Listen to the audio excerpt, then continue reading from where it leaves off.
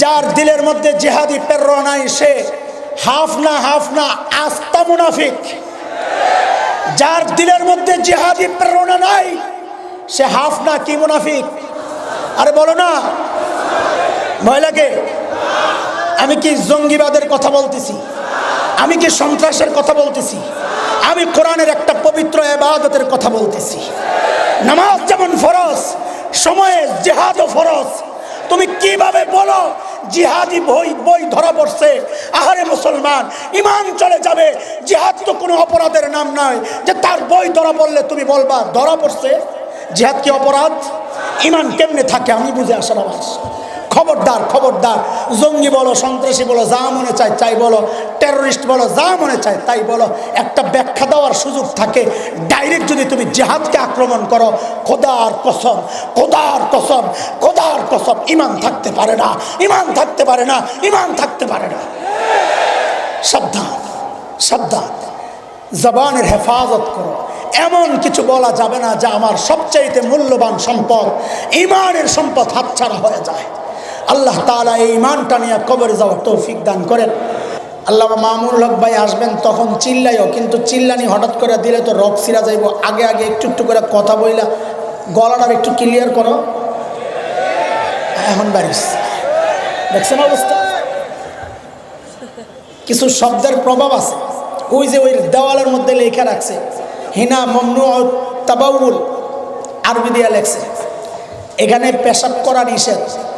যে পাবলিক পেশাব করব, যে আরবি জানে এই জায়গায় পেশাব করবে না। যে আরবি জানে সেইভাবে পেশাব, যে জানে না সেই তো দেওয়ালে এসে পেশাব করবে, কিন্তু সে জানে না এটা কি লেখা। আরবি দেখে ওরে বাপরে, এই জায়গায় পেশাব করা যাবে না, আমার পেশাব বন্ধ হয়ে যাবে, যন্ত্র নষ্ট হয়ে যাবে এই জায়গায় পেশাব করলে। মানে কি, কোরআনের ভাষা ব্যবহার করলেই মানুষ অপরাধ থেকে বিরত থাকে, তাইলে কোরআনের বিধান কায়েম করলে অপরাধ কেমনে করবে? কিছু বিষয় আছে উচ্চারণ করলেই এর একটা সাইড এফেক্ট, প্রভাব। মামুন ভাইয়ের নাম বলছি, এখন গলা ক্লিয়ার হয়ে গেছে। তো এইবার কথা কই, পানি খাওয়ার সুন্নত এইবারই, একটু আগে গলা ভিজাও, এরপরে একটু খাও, শেষ ঢুকে পুরাটা খাইও। হঠাৎ করে খাইলে গলা আটকায় যেতে পারে, আগে গলাটা একটু ক্লিয়ার করবে না? তোরা একটু গলাটা ক্লিয়ার কর। হুজুর আসতেছে, হুজুর গলার ক্লিয়ার করতেছেন মিছিলের মধ্যে, আমি খবর নিছি। মিছিলে গলা ক্লিয়ার করতেছেন, এখানে আইসা বাকিরা করবেন ইনশাআল্লাহ। বাইতুল মুকাদ্দাসে কেন গেলেন আল্লাহর নবী? কারণ আল্লাহ তাআলা সমস্ত নবীদের থেকে একটা ওয়াদা নিছিলেন, ওয়াদা। وَإِذْ أَخَذَ اللَّهُ مِيثَاقَ النَّبِيِّينَ لَمَا آتَيْتُكُم مِّن كِتَابٍ وَحِكْمَةٍ ثُمَّ جَاءَكُمْ رَسُولٌ مُصَدِّقٌ لِّمَا مَعَكُمْ لَتُؤْمِنُنَّ بِهِ وَلَتَنصُرُنَّهُ قَالَ أَأَقْرَرْتُمْ قَالُوا أَقْرَرْنَا قَالَ فَاشْهَدُوا وَأَنَا مَعَكُمْ مِنَ الشَّاهِدِينَ। আল্লাহ সব নবীদের থেকে ওয়াদা নিছেন, আমার নবীরা, আমি আপনাদেরকে কিতাব দিয়েছি, হিকমত দিয়েছি, পেয়েছেন আপনারা, কিন্তু আমি একটা ওয়াদা নিতে চাই। আমার শ্রেষ্ঠ নবী আখিরি পয়গম্বর যখন আসবেন, তখন আপনাদের একটা দায়িত্ব আছে, আদায় করবেন কিনা? কি দায়িত্ব? দুইটা। লাতুমিনুন্না বিহি ওয়া লা তানসুরুন্না, আমার ওই নবীর উপর ঈমান আনা লাগবে, আমার নবীকে সাহায্য করা লাগবে। আপনারা রাজি? আরে আপনারা না, নবীদেরকে আল্লাহ জিজ্ঞেস করতেছেন। সব নবীরা বলেছেন আকরার না, আমরা রাজি। এই যে নবীরা আল্লাহকে বলেছেন আমরা রাজি, আল্লাহ তাআলা আমার নবীকে সর্বোচ্চ মর্যাদা দেওয়ার জন্যে মক্কা থেকে ডাইরেক্ট মেরাজে না নিয়া বাইতুল মুকাদ্দাস থেকে ঘুরায় আনছেন। কেন? বাইতুল মুকাদ্দাসে সব নবীরা লাইন ধরে দাঁড়ায় আছে, আমার নবী গেছেন, জিব্রাইল আমিন সামনে আগায়া দিছেন, নবী ইমামুল আম্বিয়া হইছেন, সমস্ত নবীদের ইমামতি কইরা ইমামুল আম্বিয়া বানায়া সর্বোচ্চ মর্যাদা দিয়া তারপর আল্লাহ তাআলা আমার নবীকে উপরের দিকে উঠাইছেন। ভাই এই পানি এই ফিক্কা ফিক্কি চলবে না, আশ্চর্য বয়ান চলতেছে, পানি ভিক্ষা মারতেছে। ভাই পিপাসা তো আমারও লাগছে, একটু খাইতে তো আমারও মনে চায়, তোকে তো শেষে প্রায় রসু করব। ভিক্ষা দেওয়ার জিনিস যার লাগে আস্তে আস্তে তলে তলে কামসার, এটা তো বেপরোয়া ভাব। নবীর শান আলোচনা হচ্ছে, তোমার কোথায় মনোযোগ? পানি কেমনে খাও মিয়া, রক্ত দেওয়া দরকার যেখানে, তুমি পানি খাওয়ার সময় পাও তো? নবীর শান আলোচনা হচ্ছে, কিসের আশেক তুমি? পানি খাওয়া তো লাগে জিলাপি যারা খায় তাদের, রক্ত যারা দেয় এদের তো পানির সময় নাই, আরেকজনরে দিয়া দে, ভাই তুই খা, হ্যাঁ আরেকজনরে দিয়া দে, এক না তারা দেন, কেউ খাইতে রাজি না। পিছনের জনের কাছে আবার পানি নিয়ে আসছে, আইসা দেহে শাহাদাত বরণ করছে। দ্বিতীয় জনের কাছে আসছে, যে দ্বিতীয়বার ফেরত দিছে, তার কাছে আইসা দেখে তিনিও শাহাদাত বরণ করছেন। তাইলে ভাই শেষ যে লাস্টে ফিরিয়ে দিছে তার কাছে নিয়ে যাও, পানি তার কাছে নেওয়া হয়েছে, যায় দেখে তিনিও শাহাদাত বরণ করছেন। এটা তো হলো আশেক রাসূলদের নমুনা। পানি খাওয়ার সময় পাও কই তুমি? শোনো, আমার নবীকে আল্লাহ এই মর্যাদা দিছেন, সর্বোচ্চ মর্যাদা। নবীকে আল্লাহ দুনিয়ায় পাঠাইছেন সব শ্রেষ্ঠ শ্রেষ্ঠ জিনিস দিয়া। কিতাব দিয়েছেন তো শ্রেষ্ঠ কিতাব, ভাষা দিয়েছেন তো শ্রেষ্ঠ ভাষা, নাম দিয়েছেন তো শ্রেষ্ঠ নাম, সাজায়া পাঠাইছেন, চোখ দিয়েছেন শ্রেষ্ঠ চোখ, নাক দিয়েছেন তো শ্রেষ্ঠ নাক, জবান দিয়েছেন তো শ্রেষ্ঠ জবান, কণ্ঠ দিয়েছেন তো শ্রেষ্ঠ কণ্ঠ, বক্তব্য উচ্চারণ বলার ভঙ্গিমা দিয়েছেন তো শ্রেষ্ঠ, আখলাক দিয়েছেন তো খুলুকুন আজিম, শ্রেষ্ঠ আখলাক। সব সেরা সেরা জিনিসগুলা দিয়া তারপর আল্লাহ তাআলা আমার নবীকে দুনিয়ায় পাঠাইছেন। কিন্তু কিন্তু একটা জায়গায় শুধু আমার খটকা লাগে, সেটা হচ্ছে দুনিয়ার সবচাইতে সুন্দর জায়গাগুলা, কাশ্মীর, সুইজারল্যান্ড, ইউরোপের অনেক রাষ্ট্র, আমার নবীকে আল্লাহ তাআলা ওই সুন্দর সুন্দর এলাকাগুলাতে না পাঠাইয়া জাজিরাতুল আরবে কেন পাঠাইলেন? যেখানে পানি নাই, খাওয়া নাই, বৃক্ষ লতাহীন, জলশূন্য বালুকাময় জায়গা, ফল নাই, ফসল নাই। আরব বেদুইনরা বকরি চড়ায়া চড়ায়া খায়, এইরকম জায়গায় কেন পাঠালেন? আল্লাহ তাআলা তার নবীকে এত মহব্বত করেন, তো মহব্বতের দাবি তো ছিল এটা সবচাইতে স্বাস্থ্যের জন্য উপকারী পরিবেশ, যেটা এমন একটা এলাকায় পাঠাইতেন, মনোমুগ্ধকর পরিবেশ, যেটা দৃষ্টিনন্দন যেই এলাকা, দুনিয়ার ভূস্বর্গ যাকে বলা হয়, ভূস্বর্গ, দুনিয়ার জান্নাত, অমন জায়গায় পাঠাইতেন। না পাঠাইয়া সবচাইতে কঠিন জায়গা, পানি নাই, খাওয়া নাই, কিচ্ছু নাই, ফল নাই, ফসল নাই, এমন জায়গায় আমার নবীকে আল্লাহ কেন পাঠাইছেন? এই প্রশ্ন কি জাগে? কথা বলে না, জাগে প্রশ্ন। অনেকে বলবেন ওই জায়গায় কাবা, এই জন্যে পাঠাইছেন। তো কাবারে আল্লাহ কাশ্মীরে বানাইলে সমস্যা কি ছিল? কাবারে যদি আল্লাহ কাশ্মীরি বানাইতেন তো সমস্যা কি ছিল? কাশ্মীরি বানাইতেন আল্লাহ কাবারে, সুইজারল্যান্ডই বানাইতেন কাবারে। ইব্রাহিম আলাইহিস সালামরে সুইজারল্যান্ড পাঠাইতেন, কাবা বানা। হ্যাঁ, এটা বোঝার জিনিস। আমার নবীকে আল্লাহ জাজিরাতুল আরবে কেন পাঠাইছেন? যুবকরা, কথাগুলো বেশি কার্যকর তোমাদের জন্যে, কারণ 10 বছর পরে আমি তো এমনি বুড়া হয়ে গেছি। এই যে গত মার্চের শুরুর দিকে, কবে এটা আমি বলবো না, তাইলে বলাবেন আবার আগামী বছর মেসেজ পাঠান শুরু করবে, এটা আরেক জ্বালা। মার্চের শুরুর দিক দিয়ে আমার 43 বছর পুরো হয়েছে। দাড়ি টাড়ি চুল টুল মুস্টুস দেখলে আমার পিচ্চিরাই কয়, বাবা তুমি দেখি নানা হয়ে যাইতেছ। তুমি বড় হইতেছ না, পিচ্চি মাত্র। না না তুমি না না না না, যে আব্বু থাকবা, মানে দাড়ি সাদা হয়ে গেছে, তার ভালো লাগতেছে না। তো 10 বছর পরে তো এগুলা কালা আর খুঁজা পাওয়া যাবে না, একটাই কালা চেহারাটা, বাকি সবই তো সাদা হয়ে যাবে, ভাবসাব যা মনে হয়। পাইব তগরি পিডারের জন্য, আমারে পিডাইয়া মজা পাইব না। আমাদের সাথে এক লালবাগের ফারেক মাহমুদ ভাই, মানিকগঞ্জ বাড়ি, ইয়ামোটা, আমরা দেওবন্দে একসাথে ছিলাম। তো ভাইজান দাখেলা পায় নাই, ভর্তি হইতে পারে নাই, পাশে এক বাসায় থাকতো। হঠাৎ ধরপাকড় শুরু হইলো 1997 এই বাবরি মসজিদকে কেন্দ্র করে ধরপাকড় শুরু হলো। তো মাহমুদ ভাই বাহিরে আর থাকে না, মাদ্রাসার ভিতরে চলে আসছে, ছাদে ঘুমায়। আমরা কই আপনি এত ভয় পান কেন? আমরা তো গেটের বাইরে যাই আসি, এত ভয় পান কেন?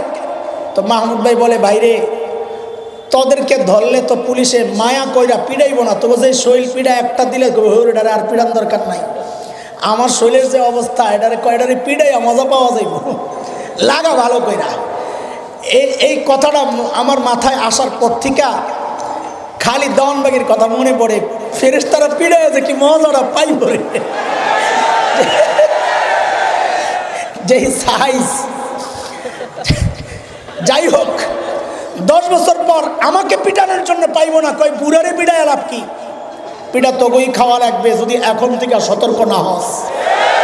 এই সতর্ক করার জন্য এই একটা বিষয় সামনে পেশ করতে চাচ্ছি যে আল্লাহ আমার নবীকে জাজিরাতুল আরবে কেন পাঠাইছে, এটা বুঝার জিনিস। জাজিরাতুল আরব মানচিত্রের মধ্যে বিশ্ব মানচিত্র খুলে দেখো, এর মৌলিক দুইটা কারণ। একটা কারণ, বিশ্ব মানচিত্র খুলে দেখো, দেখবা জাজিরাতুল আরবের অবস্থানটা কেমন। দেখা যাবে কি 3 দিকে শূন্য পানি, লোহিত সাগর, আরব সাগর দিয়ে 3 দিক থেকে ঘেরাও করা, একদিকে লাগাই না। মানচিত্রের মধ্যে তাকাইলে জাজিরাতুল আরবটাকে দেখা যায় মানুষের বডির মধ্যে তার হার্টের যে অবস্থা, 3 দিকে শূন্য, উপরে রক দিয়া শরীরের সাথে সংযুক্ত হয়েছে। ঠিক জাজিরাতুল আরবকে মানচিত্রের মধ্যে হার্টের মতোই দেখা যায়, মানুষের বডিতে যেমন হার্টের অবস্থান। এই জন্য ভূবিজ্ঞানীরা জাজিরাতুল আরবকে বলে জিওগ্রাফিক হার্ট, এটা মানচিত্রের হার্ট, গোটা বিশ্ব জমিনের ভূখণ্ডের হার্ট এটা। এইবার বুঝো আল্লাহ তাআলা আমার নবীকে হার্টে কেন পাঠাইছেন, জাজিরাতুল আরবে কেন পাঠাইছেন, এটা হার্ট। এটা বুঝার আগে আরেকটা জিনিস বুঝা লাগবে, সেটা হচ্ছে আল্লাহর নবী সাল্লাল্লাহু আলাইহি সাল্লাম দুনিয়ায় আসার পর এর আগ পর্যন্ত গোটা দুনিয়ার দার্শনিকদের মতামত ছিল, তখন যেই দার্শনিকরা ছিল সেটা হচ্ছে বেবিলিয়নের দার্শনিক, মিশরীয় দার্শনিক, এরা ইউরোপের কিছু ছিল। এদের মতামত ছিল মানুষের বডি নিয়ন্ত্রণ করে মানুষের ব্রেন মানুষের বডিকে নিয়ন্ত্রণ করে। মূল কাজ সর্বপ্রথম একাডেমিক শিক্ষায় যিনি শিক্ষিত নন, খবরদার মূর্খ বইও না, আমার নবীকে মূর্খ বইও না, খবরদার। আমার নবী শিক্ষিত, তার শিক্ষক স্বয়ং আল্লাহ। নবী বলেছেন, আল্লামানি রব্বি ফাআহসানা তালিমি, আমার শিক্ষা আল্লাহ নিজে দিয়েছেন এবং খুব উত্তম শিক্ষা হয়েছে আমার। যেই নবীর শিক্ষক স্বয়ং আল্লাহ, ওই নবী মূর্খ হতে পারে না। গোটা দুনিয়ার দার্শনিকদের বিরুদ্ধে দাঁড়াইয়া সর্বপ্রথম আমার নবী ঘোষণা করলেন যে না, মানুষকে তার ব্রেন নিয়ন্ত্রণ করে না, মানুষকে নিয়ন্ত্রণ করে তার হার্ট। আল্লাহর নবী ঘোষণা দিলেন, আলা ইন্না ফিল জাসাদি মুদগা ইযা সলুহাত সলুহাল জাসাদু কুল্লু ওয়া ইযা ফাসাদাত ফাসাদাল জাসাদু কুল্লু আলা ওয়া হিয়াল কলব। এরে আমার উম্মত, মানব দেহের ভেতরে একটা গোশতের টুকরা আছে, এই গোশতের টুকরাটা যদি ঠিক হয়ে যায় গোটা দেহকে, গোশতের টুকরাটা যদি নষ্ট হয়ে যায় গোটা বডির মধ্যে পচন ধরবে। আল্লাহর হাবিব বলেন ওই গোশতের টুকরাটার নাম হইল কলব, কলব হার্ট। এইবার বুঝেন আল্লাহ তাআলা আমার নবীকে ওই হার্টে কেন পাঠাইছেন। হার্টে পাঠানোর কারণ হচ্ছে আল্লাহ বলছেন নবী আপনি যেহেতু গোটা দুনিয়ার নবী, বিশ্ব নবী, আপনি ওই হার্টের মধ্যে মেহনত করেন, হার্ট ঠিক হয়ে গেলে গোটা বডি ঠিক হয়ে যাবে। এর চরম বাস্তবতা হচ্ছে আজকের দুনিয়ায় ওই আরব বিশ্বে হার্টের মধ্যে পচন ধরেছে। দালাল গোষ্ঠীর ইমান, আকীদা, চরিত্রে, চেতনায় পচন ধরেছে, যার রেজাল্ট হচ্ছে গোটা দুনিয়ার মানুষের ইমানের মধ্যে পচন ধরেছে। হার্ট ঠিক হয়ে গেলে সব ঠিক হয়ে যেত। এটা একটা মৌলিক কারণ আমার নবীকে আল্লাহ সাইডে সুডে না পাঠাইয়া জাজিরাতুল আরব হার্টে কেন পাঠাইছেন। এটা আমার বলা মাকসাদ না, শুধু একটা মৌলিক কারণ বলার জন্য সংক্ষেপে এটা বলে দিলাম। মূল কারণ যেটা, এই খেয়াল করে শোনো, মূল কারণ যেটা, আমার নবী দুনিয়ায় আসার আগে আল্লাহ যত নবী পাঠাইছেন সমস্ত নবীদের সাথে তিনটা বিষয় ছিল নির্ধারিত। কয় বিষয় বলেন? এক নাম্বার ওই নবীর কওম নির্ধারিত, নবীর কওম। যেমন হযরতে ঈসা আলাইহিস সালাতু ওয়াস সালাম বলেছেন সূরা সফ আয়াত নাম্বার 6, 28 পারা, হাফিজ কোরআন শরীফ খুললে 11 নম্বর পৃষ্ঠা। হযরত ঈসা বলতেছেন وَإِذْ قَالَ عِيسَى ابْنُ مَرْيَمَ يَا بَنِي إِسْرَائِيلَ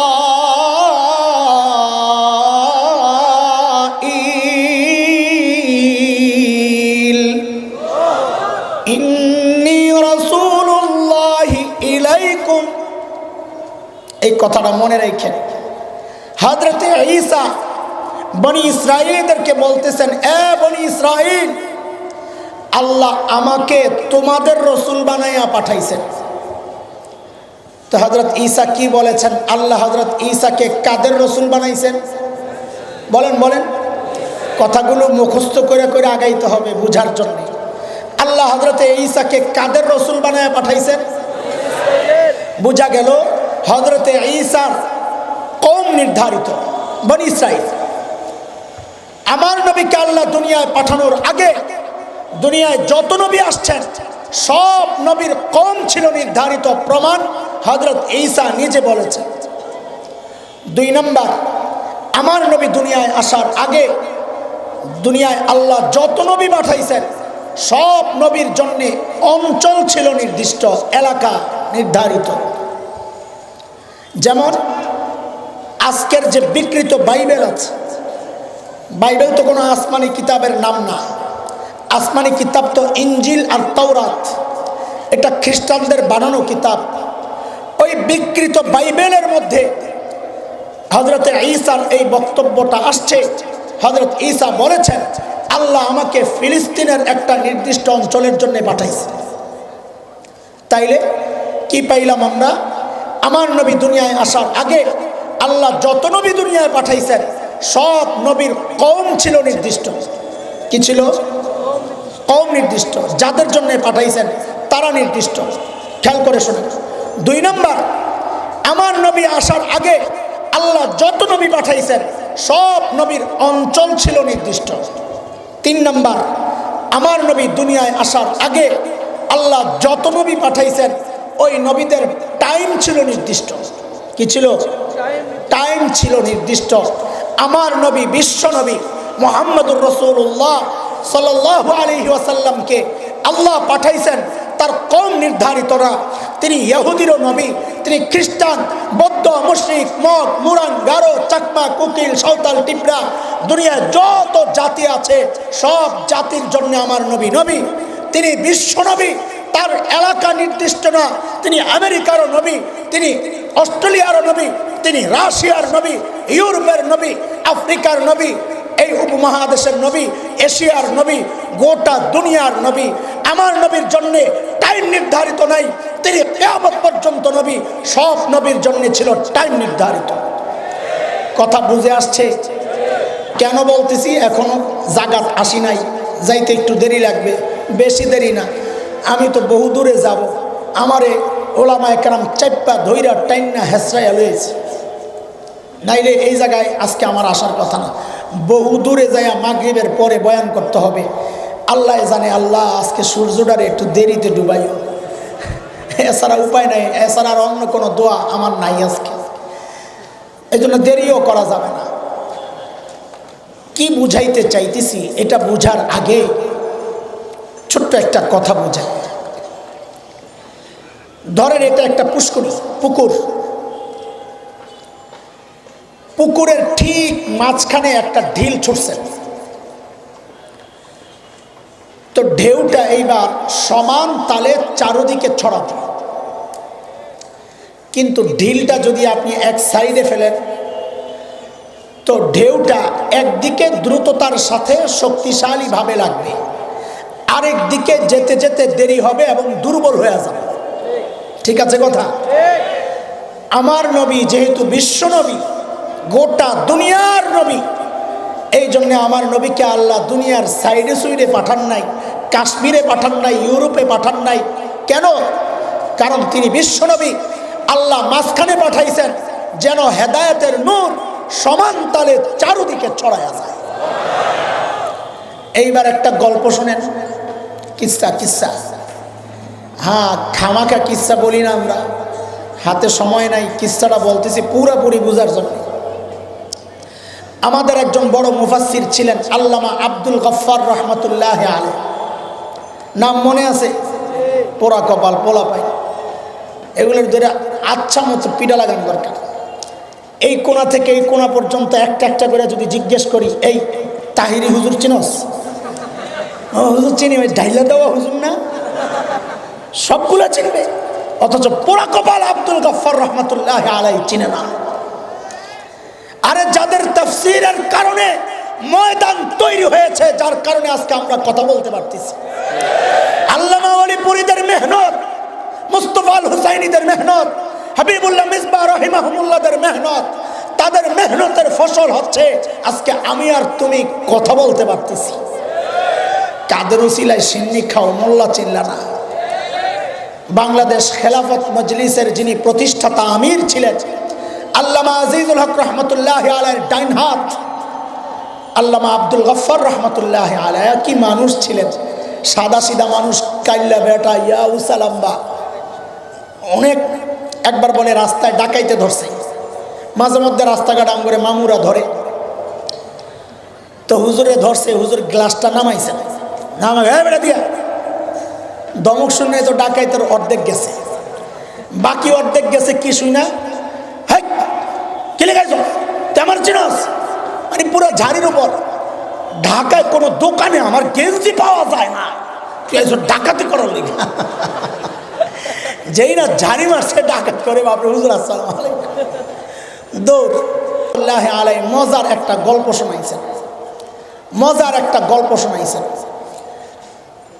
সংশ্লিষ্ট গল্প, ঘামাগা গল্প বইলার টাইম লস করতেছি না, শোনো বুঝো।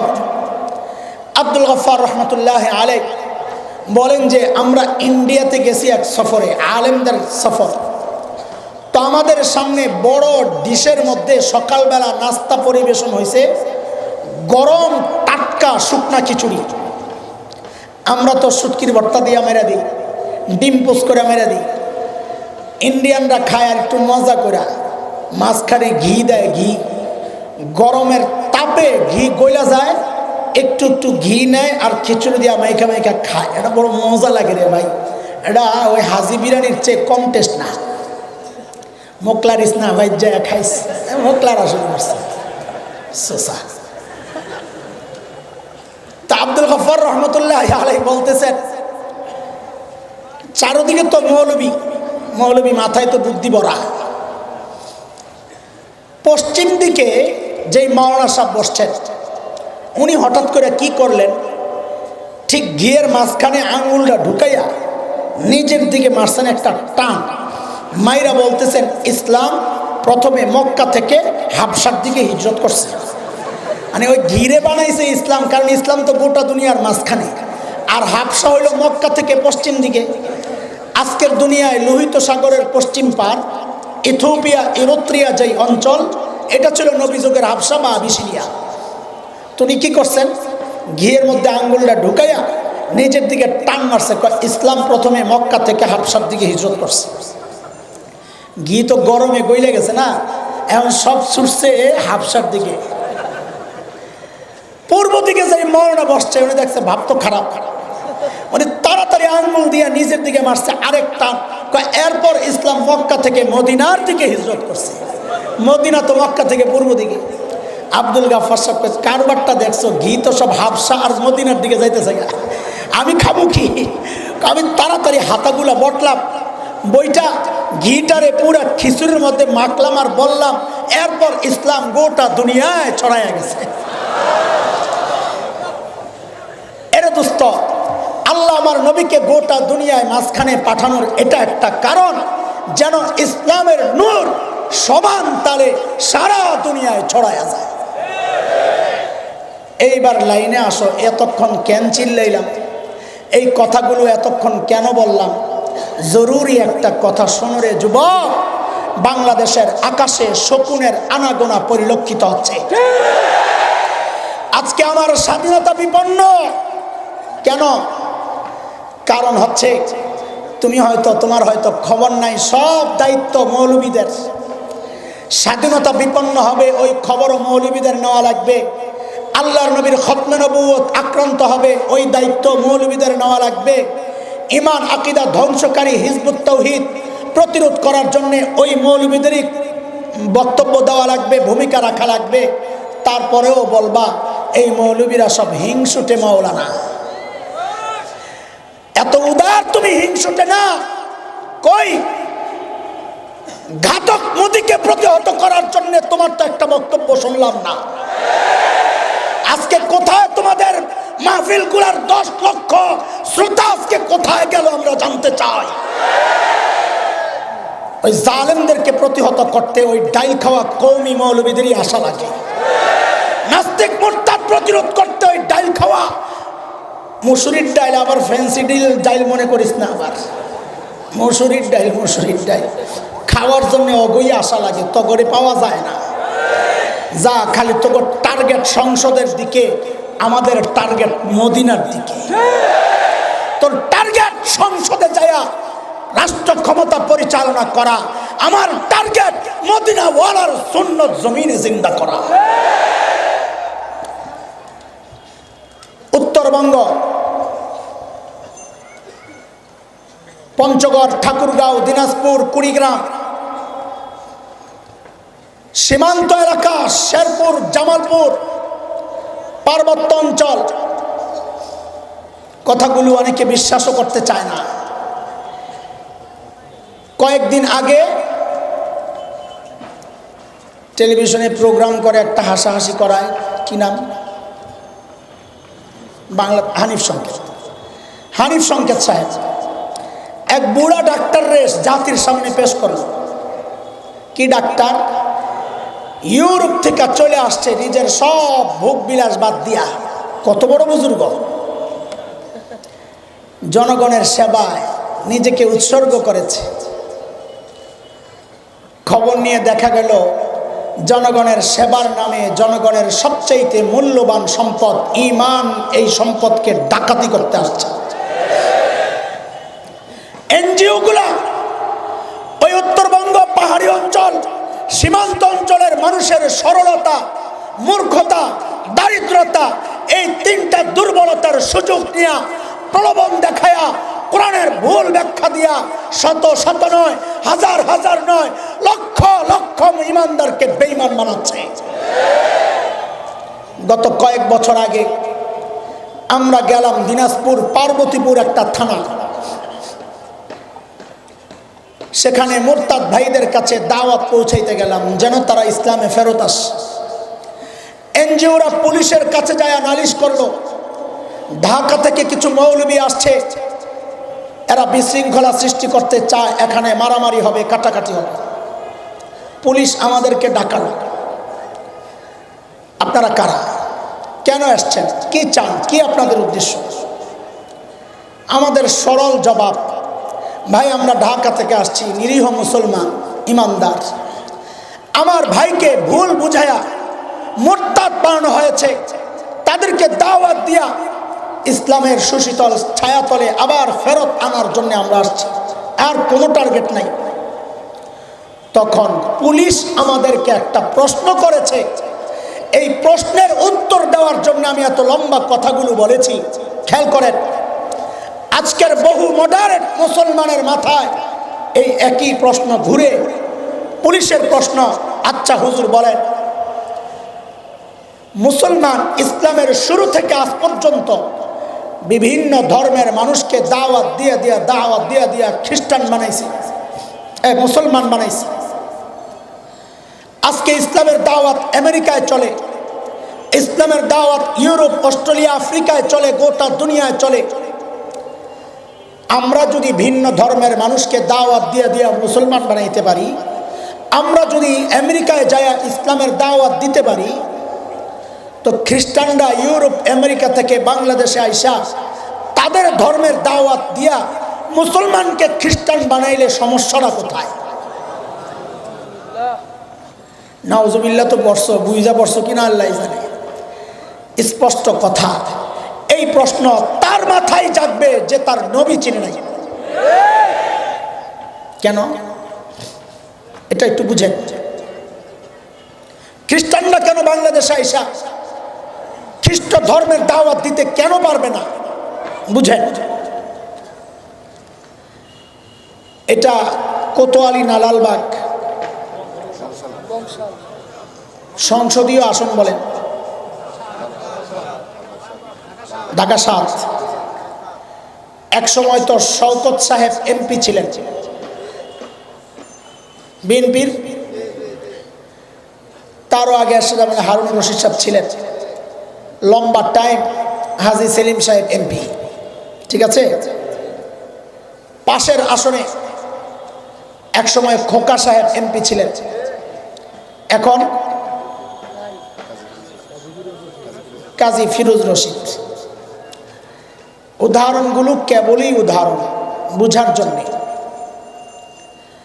শওকত সাহেবের কিছু সমর্থক, কোন শওকত সাহেব? যিনি অনেক আগে এমপি ছিলেন, এখন এমপি বহু আগে, তার সেশন আউট হয়ে গেছে বহু আগে। খুব খেয়াল করেন, তার কিছু সমর্থক কোতোয়ালিতে যায়া ফিরোজ রশিদ সাহেবের অফিস দখল করছে। দখল করে দাবি করলো আজকে থেকে এই এলাকায় শওকত সাহেব মরা যা আছে, মরা হোক জিন্দা হোক, হে এমপি। এখন ফিরোজ রশিদ সাহেবের সমর্থকরা বসে বসে ফুলের তোড়া দিবে না সাইজ করবে? কারণ কি? অপরাধ করছে দুইটা। শওকত সাহেবের সমর্থকরা অপরাধ করছে কয়টা? খেয়াল করে বলেন, কয়টা? দুইটা। এক নম্বর অপরাধ, যেই ব্যক্তির এমপি হওয়ার দাবি করতেছে ওই ব্যক্তির এমপিগিরি বর্তমানে নাই, সেশন আউট হয়ে গেছে বহু আগে। করছিলা এমন একজন একটা কর্তা যিনি এখনো এমপি। এক নম্বর অপরাধ, তিনি তো এখন এমপি না। দুই নম্বর অপরাধ, করছো লালবাগী কর্তা, কোতোয়ালিতে যায় করলা কেন? ওইটা তো তার আসনই না। অপরাধ কয়টা? এখন যদি শওকত সাহেবের সমর্থকদেরকে পিডায়া কেউ জমিনের সাথে সহায়া দেয়, বিচার বসলে আপনি কি বলবেন? ভুলটা যারা পিটাইছে তারা করছে না যারা এই আকাম করছে তারা করছে? তুই এই কাজ কেন করলি? শওকত সাহেব তো এখন এমপি না, তুই এই কাজ কেন করলি? এমপি ছিলেন তিনি, লালবাগে করছিলি এখানেই করতি। কোতোয়ালিতে যায় কোন মরার জন্য গেছিলি তুই? মাইর খাইছস ঠিকই আছে, এমন ব্যাককলগুলা মাইর খাওয়া দরকার, এমন ফাজিল আর বদমাশগুলার মাইর খাওয়া দরকার। কথা ঠিক আছে? বুঝছেন এটা ভালো মতন না?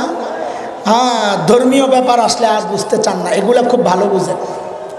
আরে শুনেন, খ্রিস্টানরা ইউরোপ আমেরিকা থেকে বাংলাদেশে আইসা যদি দ্বীনের দাওয়াত দেয়, দুই অপরাধ করার কারণে শওকত সাহেবের সমর্থকদেরকে আপনারা পিটাইলেন।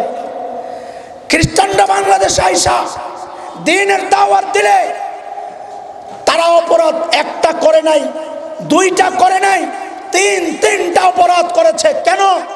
এক নম্বর অপরাধ, তাদের নবীর কওম নির্ধারিত বনি ইসরাইল হযরত ঈসাকে আল্লাহ মুসলমানদের নবী বানায়া পাঠান নাই। এক নম্বর অপরাধ। এত মডারেট সাইজো না, বুঝো আগে গোড়ার থেকে কথা বের করো। এক নম্বর অপরাধ, তারা যেই ধর্মের প্রচার করছেন ওই ধর্মের নবীকে আল্লাহ পাঠাইছেন বনি ইসরাইলের জন্য। কারণ হযরত ঈসা নিজে বলেছেন, ইয়া বনি ইসরাইল ইন্নী রাসূলুল্লাহি ইলাইকুম। এক নম্বর অপরাধ। দুই নম্বর অপরাধ, হযরত ঈসা আলাইহিস সালামকে আল্লাহ বাংলাদেশের নবী বানায়া পাঠান নাই, তাকে তো ফিলিস্তিনের একটা নির্দিষ্ট অঞ্চলের জন্য নবী বানাইছেন। কারণ আল্লাহ আমার নবী বিশ্ব নবী আসার আগে সব নবীকে পাঠাইছেন, কওম নির্ধারিত ছিল, অঞ্চল নির্ধারিত ছিল। তিন নম্বর অপরাধ, আল্লাহ তাআলা একজন নবীকে কিয়ামত পর্যন্ত নবী বানাইছেন। আমার নবী কিয়ামত পর্যন্ত নবী, তার টাইম নির্ধারিত না। হযরত ঈসার টাইম ছিল নির্ধারিত, তার ওই নবুয়তের টাইম 10 আর 15 বছর আগে ডেট এক্সপায়ার হয় নাই, সেশন শেষ হয় নাই। নবী ঈসার টাইম তো 1500 বছর আগে শেষ হয়ে গেছে। অপরাধ কয়টা করছে? তিনটা। দুই অপরাধের কারণে কাউকে পিটাইলে যদি অপরাধ না হয়, তিন অপরাধের কারণে তাদেরকে পিটাইয়া জমিনে ঢুকায়া দেওয়া দরকার ছিল। কত বলেন ঠিক কিনা? কথা শোনেন, মিছিল পরে করেন, স্লোগান পরে দিয়ে মামুন ভাই আসলো, আমি কথা বইলা যাইগা। হ্যাঁ, শুধু বুঝেন কিনা আগে বুঝেন, বুঝার কথা এগুলা চেষ্টা করতেছি বুঝায় বলার জন্য। মৌলিক বিষয়টা কি, অনেকে মূল না বুঝা তালে তাল মিলায়, তো ঠিকই আছে, তারাও দাওয়াত দেখ, আপনারাও দেন, সমস্যা কি? আরে না, সমস্যা নাই, মানে বড় সমস্যা। বলে আপনি আমেরিকায় যায় দাওয়াত দেন যে, হ্যাঁ দিব তো, আমার নবী তো বিশ্ব নবী, আমার নবী আমেরিকারও নবী, কাজী ইসলামের দাওয়াত আমেরিকায় চলবে। আমার নবী বিশ্ব নবী, তিনি অস্ট্রেলিয়ারও নবী, এই জন্য ইসলামের দাওয়াত অস্ট্রেলিয়ায় চলবে। আমার নবী বিশ্ব নবী, তিনি ইউরোপের নবী, ইসলামের দাওয়াত ইউরোপে চলবে, রাশিয়ায় চলবে, আফ্রিকায় চলবে, গোটা দুনিয়ায় চলবে, কিয়ামত পর্যন্ত চলবে। অন্য কোন ধর্মের প্রচার বাংলাদেশে কেন, দুনিয়ার কোথাও চলতে পারে না, বাংলাদেশেও চলতে দেওয়া হবে না।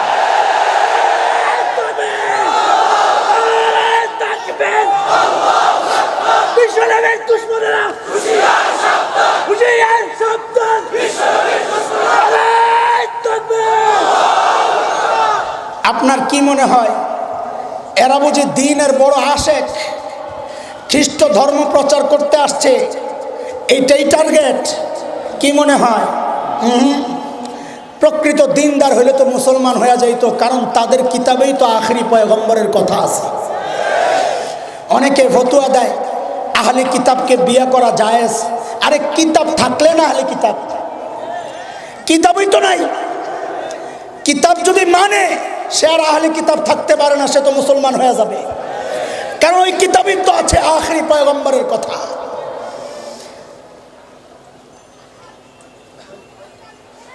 তো কেন আসছে? দ্বীনের দাওয়াত না দেওয়ায় যদি মূল মাকসাদ না হয়, বলে পূর্বপুরুষের হিস্টোরি টান দাও, তো বুঝবা কেন আসছে।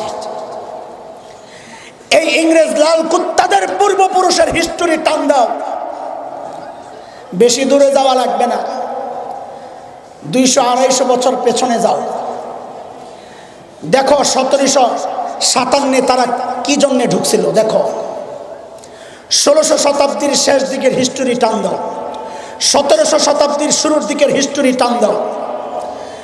ব্যবসা করতে আসছে, কি জন্যে? ব্যবসা করে জায়গা কিনে, ব্যবসা করে জায়গা কিনে গোলাম বানাইছে কিছু কুলাঙ্গারকে। আজকে যারা ভারতের হত্যাকর্তা নিজেদেরকে মনে করে, ওই সমস্ত হিন্দুদেরকে নিজেদের গোলাম আগে বানাইছে। বিশ্বাস হয় না? দিল্লির ওই গেট, দিল্লি গেট, কুতুব মিনারের কাছে যায় দেখো, দিল্লি গেটের মধ্যে স্বাধীনতা আন্দোলনে মৃত্যুবরণকারীদের লিস্ট আছে 90,000-এর উপরে। সেখানে 60,000-এর উপরে খালি মুসলমানের নাম আছে, বাকি 30,000 সব ধর্মের মিলাইয়া। এখন বুঝো স্বাধীনতার জন্য প্রাণ কারা দিয়েছে। ইতিহাস তোমাদের কাছেই আছে, আমাদের বলার দরকার নেই।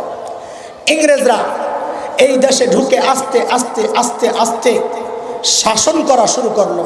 প্রথমে নিজেদের অনুগতদেরকে দিয়ে শাসন করালো, এরপর পুরা ক্ষমতা দখল করে পুরা উপমহাদেশ নিজেদের আয়ত্তে নিয়ে নিল। এটা হচ্ছে পুরান ইতিহাস। সাম্প্রতিক কালের ইতিহাস হচ্ছে পূর্ব তিমুর, ইন্দোনেশিয়া, মুসলিম রাষ্ট্র, অস্ট্রেলিয়ার সাগরের পাশের এলাকা ঘেঁষে একটা অঞ্চল পূর্ব তিমুর। সেখানে মানুষকে দাওয়াত দিয়ে খ্রিস্টান বানায়া এক সময় মুসলমান খ্রিস্টানদের মধ্যে দাঙ্গা বাঁধাইয়া দিল।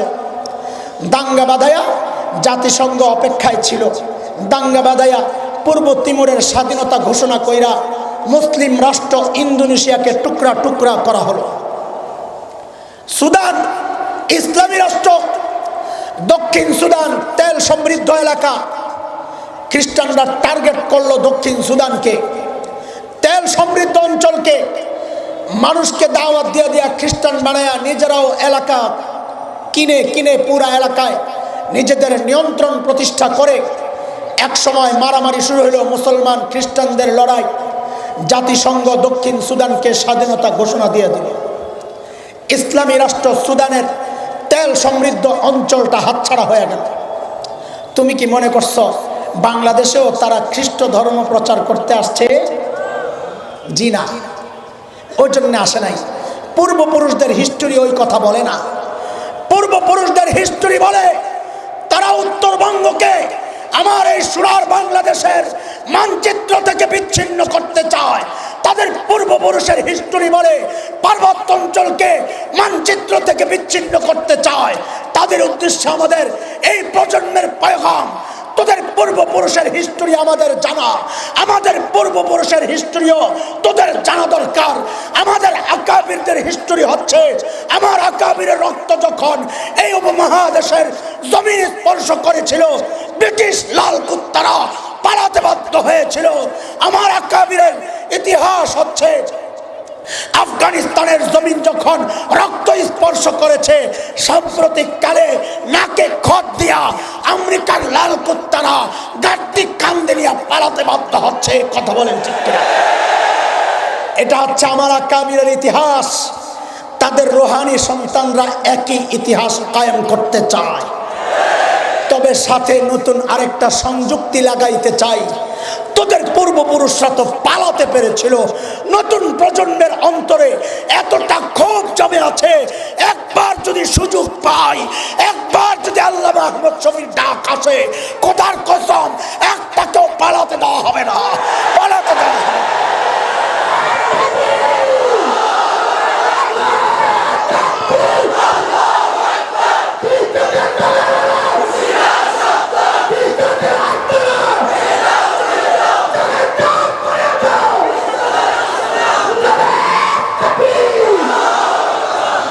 শুধু বাংলাদেশ নয়, শুধু বাংলাদেশ নিয়ে স্বপ্ন দেখি না আমরা। আমার নবী বিশ্ব নবী, আমাদের স্বপ্ন বিশ্বব্যাপী। শুধু বাংলাদেশ, তার স্বাধীনতা রক্ষায় আমরা রক্ত দিব। ওই সংক্ষিপ্ত সীমাবদ্ধ স্বপ্ন মুসলমান দেখে না, কারণ মুসলমানের নবী বিশ্ব নবী, মুসলমান স্বপ্ন দেখে গোটা বিশ্বের।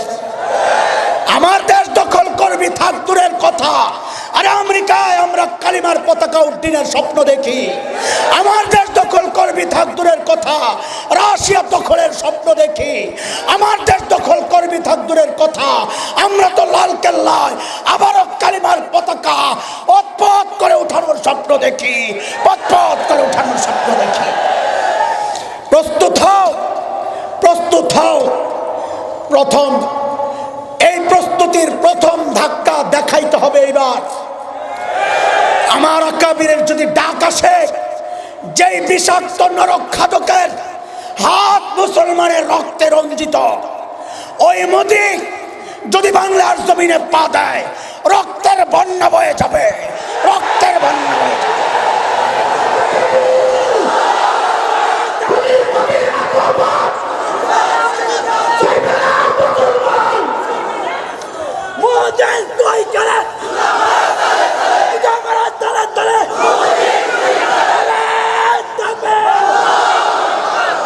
জুতা মারলে কাজ হবে না, জুতা মারলে তো ঢুইকায় গেল, জুতা খুরদের জুতা দিয়ে কাজ হবে না।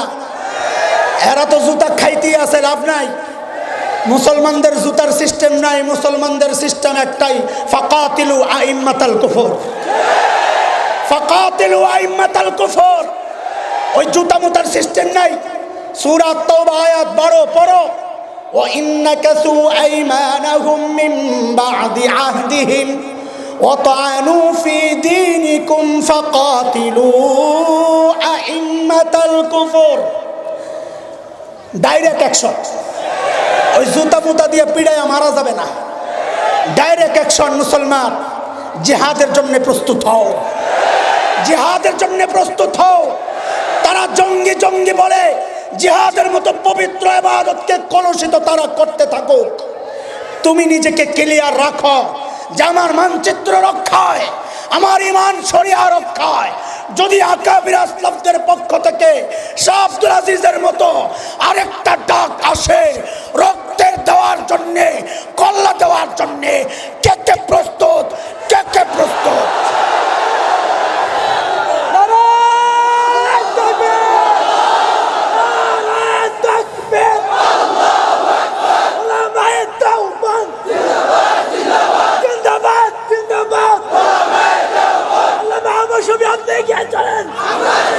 বসেন বসেন, সময় খুব একটা ভালো মনে হচ্ছে না। দিল্লির কিছু ভিডিও আমি দেখেছি, কলিজাটা জ্বলে পুড়ে ছাই হয়ে গেছে, বিশাল অঞ্চল পুড়ে ছাই। এরা কারা? এরা আমার নবীর নিরীহ উম্মত।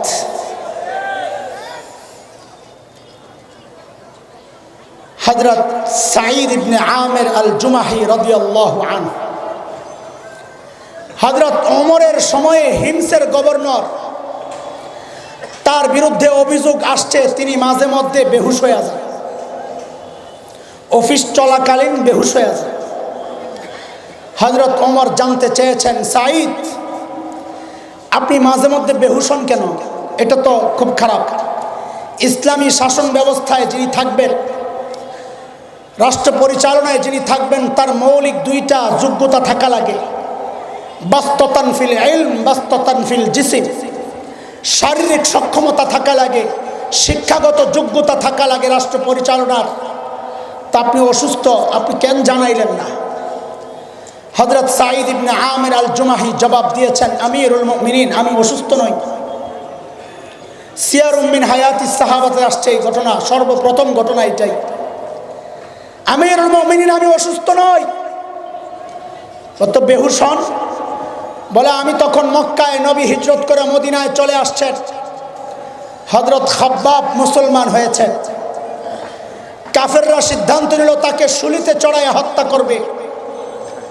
হযরত খাব্বাবকে যখন শুলিতে চড়ানো হয়, হযরত খাব্বাব চিৎকার করে করে কাঁদতেছিলেন আর বলতেছিলেন, আল্লাহ, আমার দিল থেকে যারা শান্তিকে উঠায় নিল, আল্লাহ তাদের দিল থেকে আপনিও শান্তি উঠায় নেন।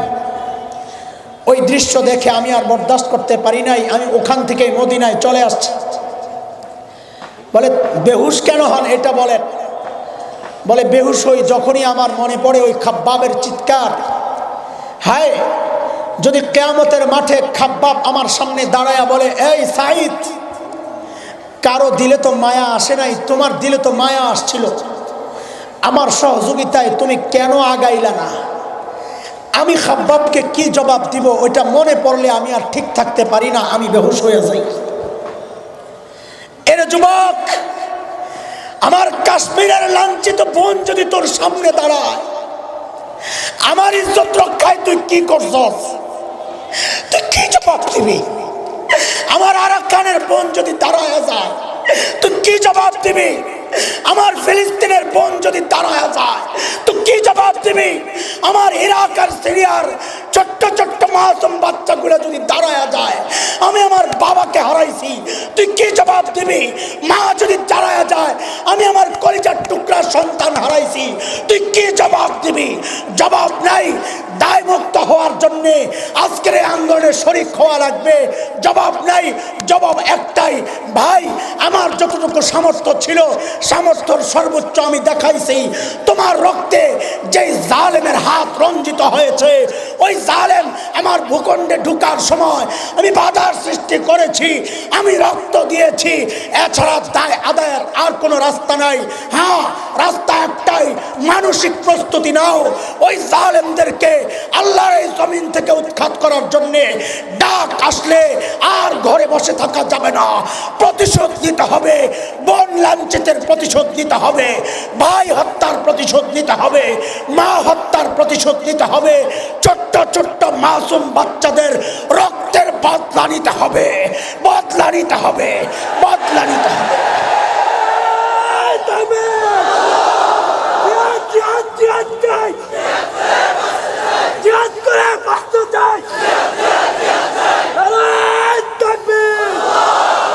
আল্লাহ তাআলা ওই প্রেরণা নিয়ে কবরে যাওয়ার তৌফিক দান করেন।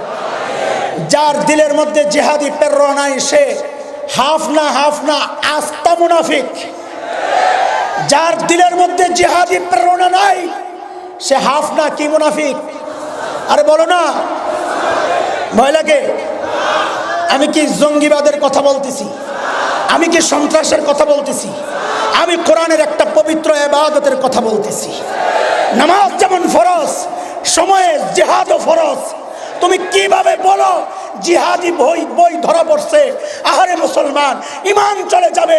জিহাদ তো কোনো অপরাধের নাম নয় যে তার বই ধরা পড়লে তুমি বলবা ধরা পড়ছে। জিহাদ কি অপরাধ? ইমান কেমনে থাকে আমি বুঝে আসার আওয়াজ। খবরদার, খবরদার। জঙ্গি বলো, সন্ত্রাসী বলো, যা মনে চায় তাই বলো, টেরোরিস্ট বলো, যা মনে চায় তাই বলো, একটা ব্যাখ্যা দেওয়ার সুযোগ থাকে। ডাইরেক্ট যদি তুমি জিহাদকে আক্রমণ করো, খোদার কসম, খোদার কসম, খোদার কসম, ইমান থাকতে পারে না, ইমান থাকতে পারে না, ইমান থাকতে পারে না। সাবধান, সাবধান। জবানের হেফাজত করো। এমন কিছু বলা যাবে না যা আমার সবচাইতে মূল্যবান সম্পদ, ইমানের সম্পদ হাতছাড়া হয়ে যায়। আল্লাহ তাআলা এই ইমানটা নিয়ে কবরে যাওয়ার তৌফিক দান করেন।